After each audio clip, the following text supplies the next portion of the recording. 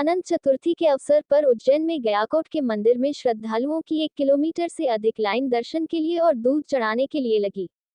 उज्जैन में विश्व प्रसिद्ध मंदिर गयाकोट का है। 16 श्राद्ध में पूर्वजों की मुक्ति के लिए श्रद्धालु यहां पर दूध चढ़ाते हैं। लेकिन आज के दिन अनंत चतुर्थी के अवसर पर अपने पूर्वजों की मोक्ष के लिए और उनकी आत्मा की शांति के लिए श्रद्धालु दर्शन कर दूध चढ़ाते हैं। लेकिन उज्जैन में आज के दिन एक ऐतिहासिक श्रद्धालुओं की भीड़ दिखाई देती है। दूध चढ़ाने और दर्शन करने वाले श्रद्धालुओं की लाइन लगभग 1 किलोमीटर से अधिक दिखाई दी। पुलिस सुरक्षा में जुटी हुई है। दर्शन करने पहुंचे श्रद्धालुओं को किसी प्रकार की कोई समस्या न हो उसके लिए तैनात हैं। आज के दिन श्रद्धालु गयाकोट के मंदिर में दूध क्यों चढ़ाते हैं, उसके लिए क्या कहानी है, आइए सुनते हैं मंदिर के पंडित पुजारी से।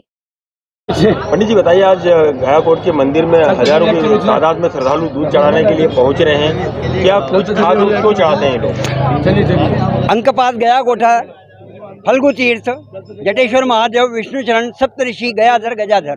प्रमुख रूप से धार्मिक सनातन धर्म की परंपरा है कि अष्टादश पुराणेषु व्यास द्वय वचनानि अर्थात 18 पुराण जो हैं उनमें कहा गया है कि भगवान कृष्ण जब सांदीपनि आश्रम में अध्ययन करने के लिए आए थे, उनका अध्ययन जब संपूर्ण हो गया, अध्ययन पूर्ण होने के बाद में सांदीपनि ऋषि के सामने भगवान कृष्ण, सुदामा जी, बलराम जी खड़े हुए और खड़े होकर के उनसे कहा कि गुरु आपको दक्षिणा में क्या दिया जाए। तब सांदीपनि ने कहा कि प्रभु मैं तो पहचान लिया, मुझे कुछ नहीं चाहिए। तब वहाँ पर जो धर्म के रूप में माँ अरुंधति थी, माँ अरुंधति ने कहा कि मेरे 7 बच्चे थे, उनमें से गयासुर नाम का राक्षस खा चुका है और 7वें को ले जाके पाताल में छुपा हुआ है, मुझे 7 बच्चे ला करके दीजिए। तब भगवान कहते हैं, सांदीपनि कहते हैं कि प्रभु माँ मैं 7वें बच्चों को ला के दे सकता हूँ, बाकी जो 6 बच्चे काल के गाल में जा चुके हैं, भगवान शिव के शरण में जाते हैं, उनका मोक्ष मैं नहीं कर सकता हूँ। तब भगवान पाताल लोग जाते हैं, वहाँ गयासुर का हनन करके 7वां बच्चा माँ को ला के देते हैं। तब सांदीपनि ऋषि कहते हैं कि प्रभु मेरे बच्चों का मोक्ष का यहाँ पर स्थान बनाइए। तो बिहार अपन जाते हैं, वहाँ पे गया जी बहती है, गया जी में फल्गु नदी बहती है। उस फल्गु नदी को इस ऋषि तलाई में प्रकट किया, प्रकट करके उनका चटसात तर्पण पिंड दान करवाया और उनका मोक्ष कराया। मोक्ष होने के बाद में पुनः सांदीपनि ने कहा कि प्रभु मेरा तो कर दिया, आने वाले जो कलयुग में नर नारी रहेंगे उनका क्या साक्ष्य रहेगा। तो आज जो है चतुर्दशी है, क्योंकि शस्त्रोहत अर्थात जो शस्त्र से मरे हुए व्यक्ति रहते हैं उनके लिए चतुर्दशी के दिन यहाँ पर दूध जल अर्पण किया जाता है। और यह हजारों की संख्या में जो जनता है, इनका कल्याण करने के लिए भगवान कृष्ण ने अपना 16 चरण अंदर दिए हुए, जो एक एक तिथि का एक एक चरण है। आज 14वें चरण की पूजन है, लेकिन हम लोग किस्मत वाले हैं कि 16 चरण की पूजा एक साथ कर लेते हैं। क्योंकि राथांतर कल्प में सर्कचक्र अंगा एक ब्राह्मण था, उस ब्राह्मण के हाथ से हिरण के 5 बच्चे मर गए थे।